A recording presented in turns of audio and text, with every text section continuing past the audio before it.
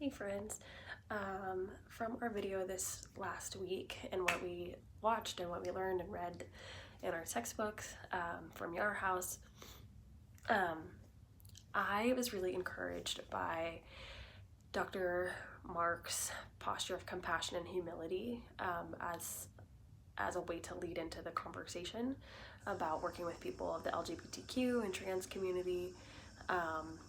I think that this is a great way to start, and honestly, like, again, I kind of mentioned this in another response, but it feels like as Christians especially. So yeah, that was something that I found encouraging.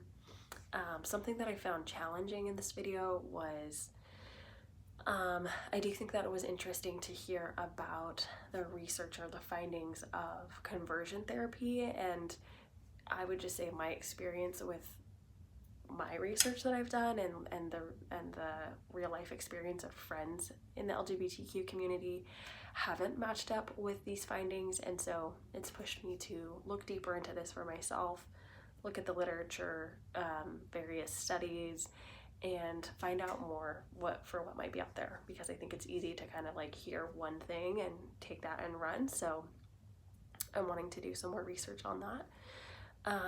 And then 3 implications for me as a counselor. Obviously, as stated at the beginning, that I find great importance in cultural and theological humility. I'm becoming increasingly aware that I don't have all of the answers.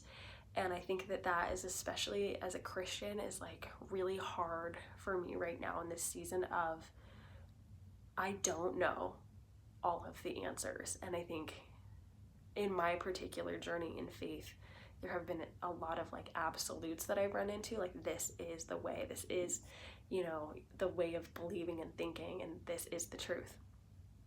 Anyways, I'm coming more and more to practice cultural and theological humility, recognizing that I don't have things figured out, and that's okay. And so that can also translate into the clinical setting, where I might be interacting with people that I don't spend a lot of time around, and that's encouraging me to kind of step into a learning and humble posture. And to kind of lead into that, again, I want to make a really safe space for my clients, and that includes, again, people that maybe I don't interact with a ton all the time, and I'm just in a space of learning and growing, and being a place where people can talk about faith and sexuality and identity in ways that honors both their beliefs and their true lived experiences. So, and then the last aspect for implications for my counseling practice would be, again, I'm really focused on ethical guidelines and how does my faith integrate into my counseling practice without causing harm to a client's autonomy or self-discovery. Again, I'm really trying to lean into the gray and be more curious instead of some black and white thinking. I'm really wanting to learn more about different experiences and different people's perspectives. And so, yeah, that includes school and clients' lived experience. So, all right, see you guys on Monday.